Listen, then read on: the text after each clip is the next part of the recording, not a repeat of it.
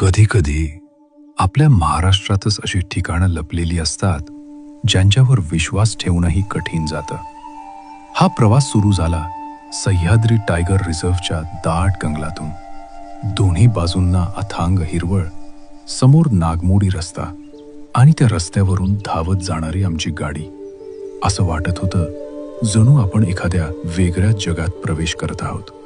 पण पुढे जे पाहिलं त्याने अक्षरशः थक्क करून टाकलं.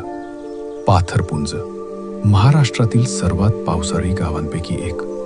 इथे पाऊस फक्त पडत नाही, तो कोसळतो. इतका की घरं उडून जातात, रस्ते गायब होतात आणि संपूर्ण गाव जगापासून तुटून जातं. आजही इथे मोबाईल नेटवर्क नाही, इंटरनेट नाही. इमर्जन्सी आली तर एका फोनसाठी सुद्धा डोंगर चढावा लागतो. पण तरीही या लोकांच्या चेहऱ्यावरची आशा आजही जिवंत आहे.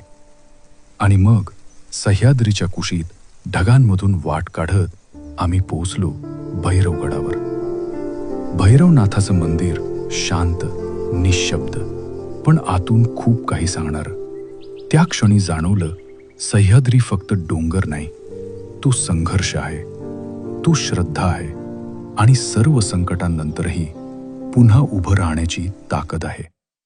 म्हणूनच महाराष्ट्र फक्त पाहायचा नसतो, तो अनुभवायचा असतो. तुम्ही सह्याद्रीतील कोणत्या ठिकाणी पुन्हा पुन्हा जाल? पाथरपुंज की भैरवगड? कमेंटमध्ये नक्की सांगा.